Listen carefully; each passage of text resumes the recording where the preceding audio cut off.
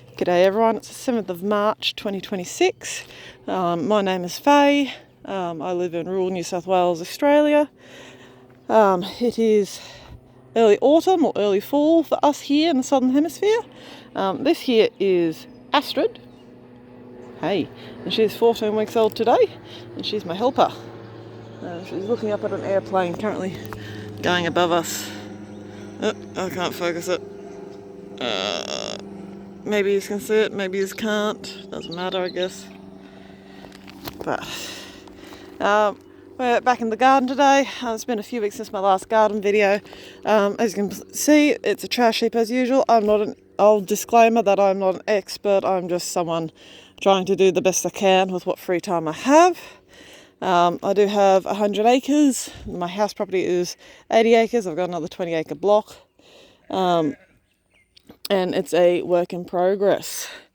My sheep are waiting to come out, but they're going to have to wait a little bit because the neighbours' dogs were out before and I haven't been given the okay that they're locked up. So, I've mentioned to some people previously that I directly compost into my garden beds. This is a garden bed that I'm currently refurbishing. I don't have time for a compost pile. I think it's an extra step that I just don't have the patience for. So everything just goes directly into my garden beds, and it turns out pretty well for me. My garden beds are fairly well producing. Obviously you can see the insides of toilet rolls, the cardboard tubes out of the toilet rolls. Some people sort of pull a face and stuff like that. It's just cardboard. It's a biological waste product. It just adds fibre and structure to the soil components. In 6-12 months it'll all be gone. You won't see any of that here. I know some people are going to carry on about chemicals and glues and whatnot. I'm not worried about the amount that's in there. Really isn't going to cause long-term issues for me. I've got some tomato plants and some other miscellaneous weeds that have also been chopped up, folded in, pressed down into the garden bed. So you get browns, you got some greens, and then this is part of one of my chook pens. I hopefully have 2 or 3 more that I'm hoping will fill this up, because this is, as you can see, quite a low garden bed. It has settled quite a bit. Every year I try and refurbish at least one garden bed, or every six months I should say, I try and furbish one garden bed.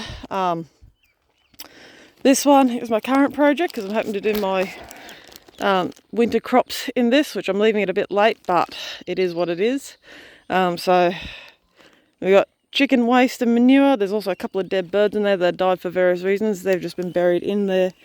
Old eggs. And this will break down. I'll actually top dress this with just some soil mix as well, some plain soil mix, or something that's not quite as nitrogen rich. I'll plant directly into it and it will just feed everything as we go. I have been putting cardboard back down here. I started this yesterday. It got very, very wet with the rain. It helps with the slipperiness. As much as we got wood chips down here, they are quite old, and we do get algae and stuff that grows here. And it makes things quite slippery. But this garden bed, some people might remember, it's currently got my pumpkins. This was not a very good vine. My other plants did fine, but this one was not a very good vine. It's going to get chopped out either today or tomorrow. But it was a voluntary seed, but I just let it go. It's taken off really well. It's in my old duck and chicken waste material from last year. It's probably 8 months old, the waste material, and the pumpkins, not numerous, and the vine, unfortunately, we suffered through some really severely hot days and it damaged the vine, which is interesting considering pumpkins are hot with a plant.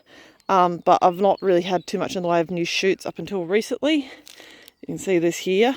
It is also pulling down the roof of my orchard, as you can see, so I am going to cut it out today and just cut my losses with it, because it's getting much too late in the year to be sustaining this, and I have other uses for this bed. This bed is ready and right to go for leafy greens like spinach and the like. I'll probably do another video going back over this one to show how much it's settled, because I'm sure some of you might remember, if you see my previous posts and whatnot, about that this was quite heaped up, quite quite high, and I just watered it and let the vine come up. So it will have settled now. Hey Astrid. I've got marigolds going well. I did these just for a little bit of additional colour. We've got beetroots. The last of my beetroots are also still going. They're probably getting ready or almost ready to harvest. My Asian greens, bok choy, pak choy, whatever you want to call it, always goes well. It's a standard vegetable for us. I've got some mustard greens. We've got some kale. This is actually quite a soft leaf variety. It doesn't seem to be as susceptible to caterpillars, the whitefly or the cabbage moth. Not whitefly, white butterfly or the cabbage moth. It does really, really well. If I remember, I'll try and find the seed packet and I'll tell you what variety. I can't remember the variety, but it's quite a nice, it does have a bit of a waxy leaf. It's a soft leaf, but it is a bit waxy, but it has done really, really well. So yeah, that there is a zinnia coming up. There is some weeds in here still, always some weeds. My bell peppers, my capsicums are still going really, really well. Still got a couple more that are coming up here, but I'll let them colour up some more. We've got some sweet peppers that I'm letting develop their seeds. Endive, my rainbow chard, rainbow silver bit, whatever my call it, is still doing well. My eggplants are still producing, so they're a very popular vegetable or fruit. Technically they're fruit, but these sweet peppers, not super sweet actually. They just have a very mild capsicum flavour. They were a mixed pack that I got from Bunnings, which is a hardware store here in Australia. They're not bad. They're much nicer than those little red ones over the back there. They're full of seeds, not very fleshy at all, but we just take them, de-seed them and add them to things all the same. So I've got more rainbow chard, silver beet. I've got some heading cabbages and some sprouting broccoli that have popped up from my last seed scattering. Got some parsley that is doing pretty well. I'll have to crop that a little bit just to tidy it up. These are just some weeds, they're nothing particular. The zinnias have actually done really well. My first year growing zinnias and I've been ecstatic with them. I am going to crop the plant back because it is kind of smothering the eggplants a little bit. And I found out recently that it can double as fodder for sheep and goats, so that's an added bonus. So the zinnia is a dual purpose plant if you want to grow them. But you can see the heading cabbages, you can see they're getting attacked still by caterpillars. I've more or less given up trying to preserve them too much. It is starting to get cold enough that the caterpillars are not going to be too much of an issue. It gets cool overnight. It wasn't cool last night, I should say. It was quite humid and sticky from the rain. But the weather is turning and the bugs won't be an issue. It'll just be slugs. And basically I'll let these guys all turn into heads. Just when they're ready, I'll harvest them. And whatever is basically edible for us will be edible for us. But it just is what it is. I did transplant 2 eggplants that some co-workers gave me. Even though this one's still got fruit on it, I don't think it's going to make it. That one is actually still quite springy, and leaves are still green for a good chunk of it. It's still got quite a bit of spring to it. I think it'll be okay, but we'll just wait and see. Over here we've got some garden waste. I'm getting ready for the chooks. But my new trees did turn up. Little lizard over there. See a little garden skink? Oh, I'll zoom out a bit more. Just there. My new trees did turn up. So we have weeping crimson bottlebrush. I have a fruiting native gardenia, a gold tip bottlebrush, and then those are ryeberry lily pillies, so they develop an edible fruit as well. These aren't edible, the bottlebrush. They're just decorative plants. My husband loves bottlebrush, so they were a good price, so I got 4. And because we'll just plant them in rotation where we're going to plant them. The gardenias are a bit of an experiment. I'm splitting them with someone else. I'm having 2, they're having 2, because they're meant to get a large fruit that's meant to be similar to, in texture, to chocolate custard, but with a obviously a fruity taste. I can't remember the exact description, but it's meant to be quite enjoyable. And the rye berries, lily pillies, they'll need some babying because they're quite little, but they're hopefully I'm hoping to do some landscaping up around my top dam and be able to do a bit of a native food forest and stuff up there, both for erosion purposes, ecological purposes, and to support native birds and wildlife, but also just to make it a little bit more aesthetically appealing and a healthier ecosystem around the top dam, so when we go swimming and stuff in it, it doesn't feel like we're causing quite as much disturbance, and it's a bit nicer to go swimming in. My salt bush is still here. I need to finish cropping it back. Take the berries down to the chickens as well, because I've actually quite enjoyed the salt bush. I think that's what it's called. I can't remember. I do know it's a native and it's got these berries. Got it for us initially as an experiment. It's gone a bit crazy, and I'm going to just dig it up and transplant it somewhere a bit more appropriate, because it's quite large, and it droops up and over. And it just sort of keeps going. It will get bigger, so I'm hoping to give it a better space that is more prominent for its growing. I did not do enough research before I planted it. But I've just got some garden waste for the chooks that will go down shortly. I've got to finish cleaning out their chook pen.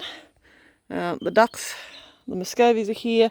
The pecans and the khaki runner duck crosses are over there, just chilling. They've actually all been getting a meat ration, because I'm planning to put at least half of them in the freezer to reduce my feed bill for winter.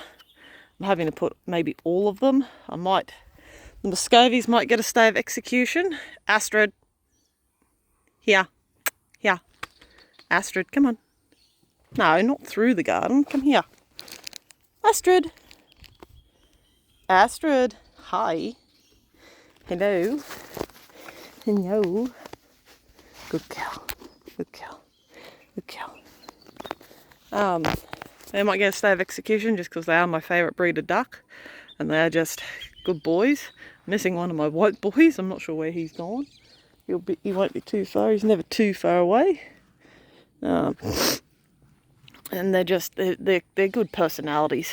The pecans, which are the big fat white ducks, are not quite so personable. They're good natured generally. They're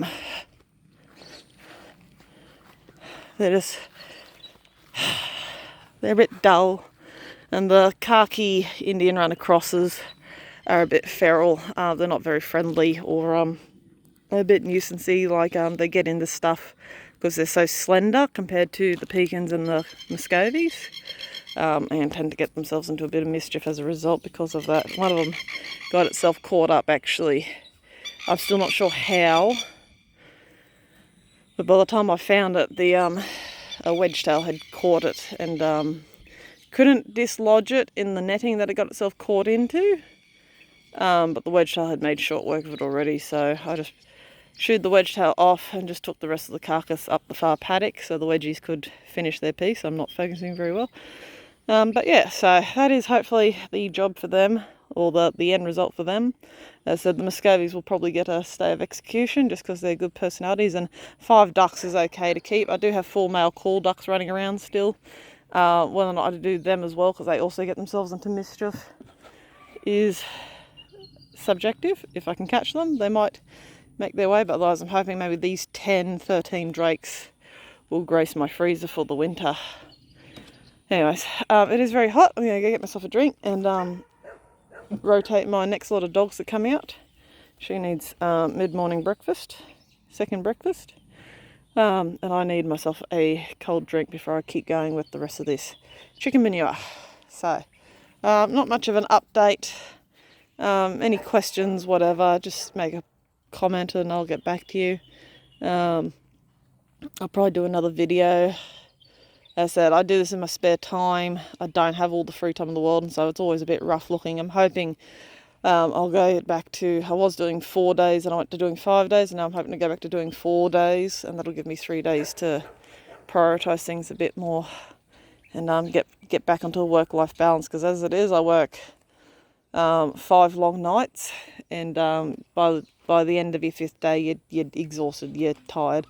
I spent pretty much all of Friday recuperating. I've got today, which is Saturday, to basically get in as many projects as I can today, which basically is going to be doing the birds, clean up my chook pen, putting the rest of my roosters in the freezer, doing some very minimal garden work, realistically.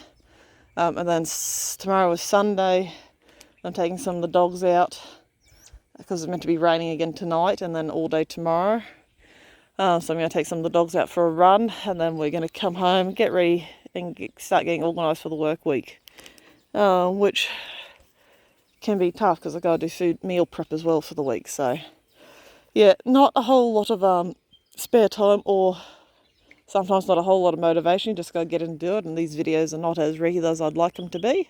Probably not as coherent as I would like them to be, but it's a work in progress. There's information for those who may want it. Anyways, have a good one, and I'll catch you around.